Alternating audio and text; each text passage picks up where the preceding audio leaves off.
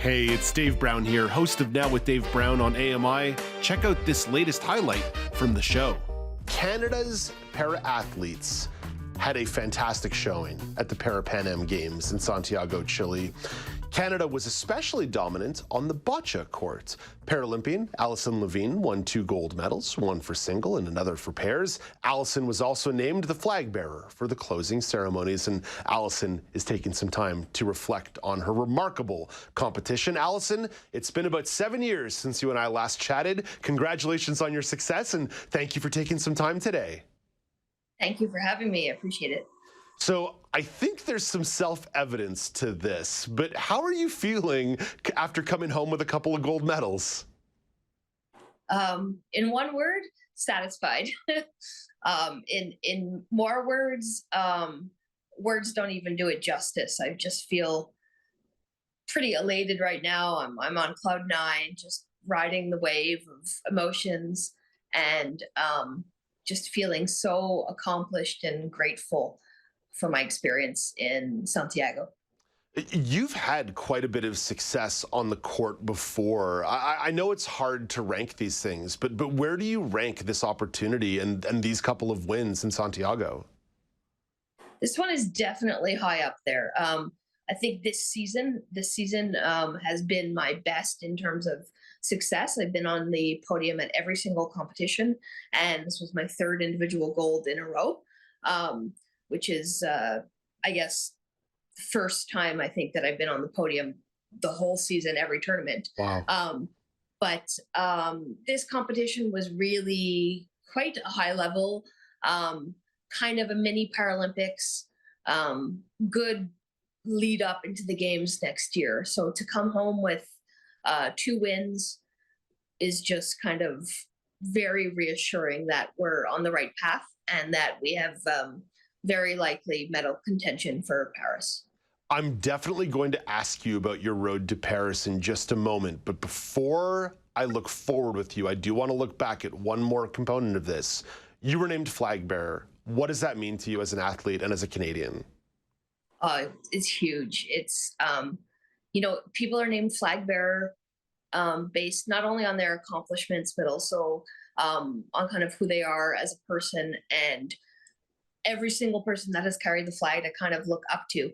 So to be selected to be the flag bearer is telling me that I'm someone that other people can look up to, was just kind of this immense feeling of pride and gratitude to add my name to the list. What does the celebration look like, whether it's on the ground in Chile or maybe upon getting home? What have the last couple of weeks been like for you? Last few weeks have been crazy, but I'm loving it. I have had different media opportunities, local news, national news, friends and family just calling and wishing me congratulations. I keep looking through the pictures of the events. Still haven't hung my medals on the wall because I keep kind of taking them out of the box and looking at them. It's not often that we para athletes get to be in the spotlight, especially bocce athletes. So I'm really soaking up every moment of it while it lasts, right? What kind of downtime do you have between now and maybe really ramping up training for the Paris Games? Like, are you able to sort of maybe keep sinking into the celebration through the holidays, or is it right back to the grind in the training center?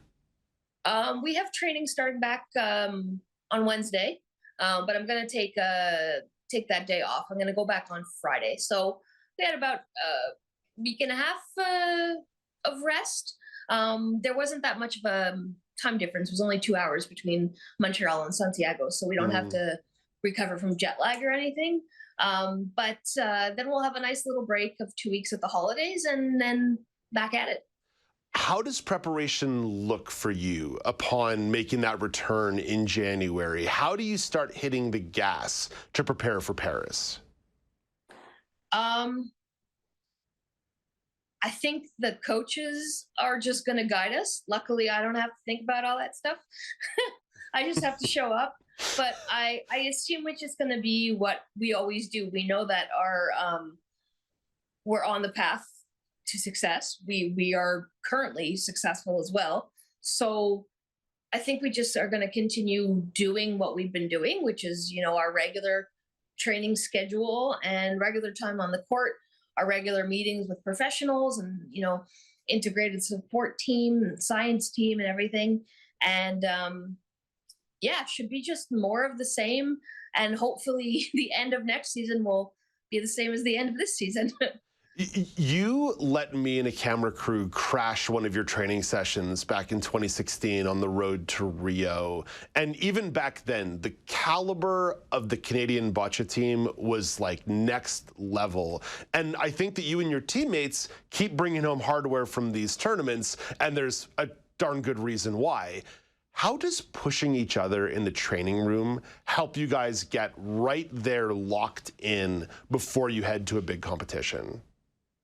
Yeah, we're really, really lucky that actually the three people in my classification in Canada, we all live in Montreal, so we can all train together. A lot of people in the other classifications that are kind of spread out across the country don't get that opportunity like we do.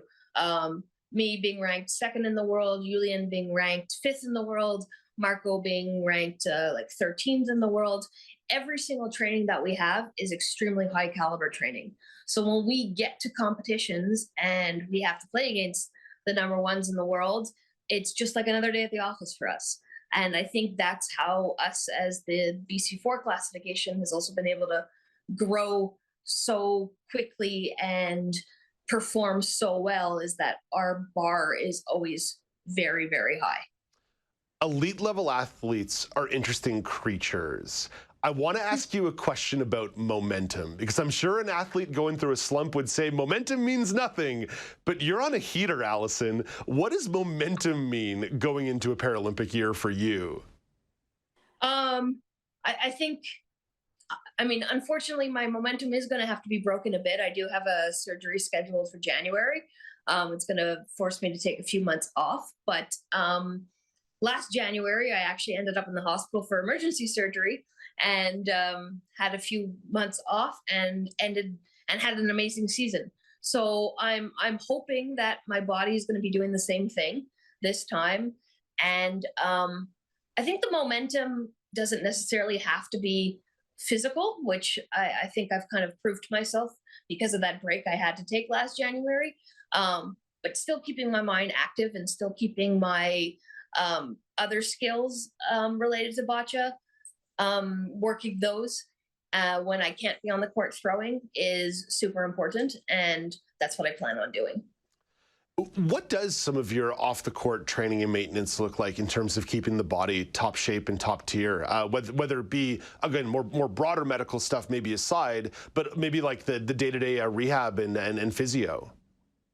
Yeah, so we do have our physiotherapist that we meet with, that we have sessions with once a week at our training center. On top of that, we have massage therapy. I have mine come to my house. I do a little bit of stationary hand bike every day, every other day. But a lot of bocce, as I like to say, is played between both your ears. So a lot of the mental preparation is super important for bocce because it's such a tactical sport and requires so much control of your emotions and nerves.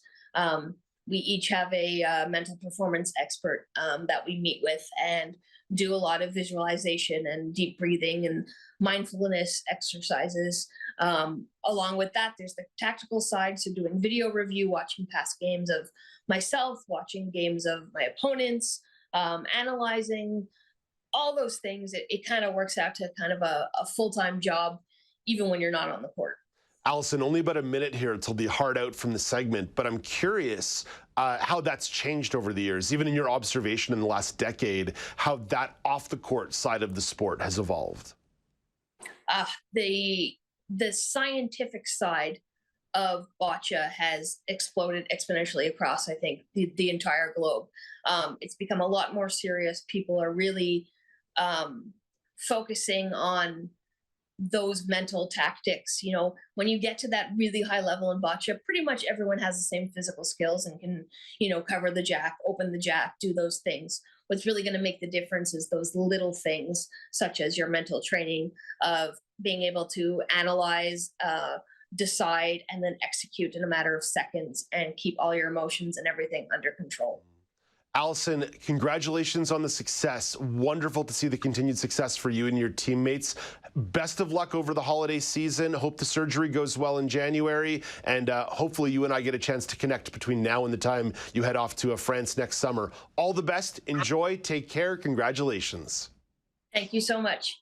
That's Alison Levine, gold medal winner at the Parapan American Games and flag bearer at the Parapan Am Games in Santiago, Chile. So cool to see Canadian para-athletes having all kinds of success all over the world. Do you want to dive into more conversations like this? Watch Now with Dave Brown weekdays at 9 a.m. Eastern on AMI-TV or download the podcasts wherever you listen.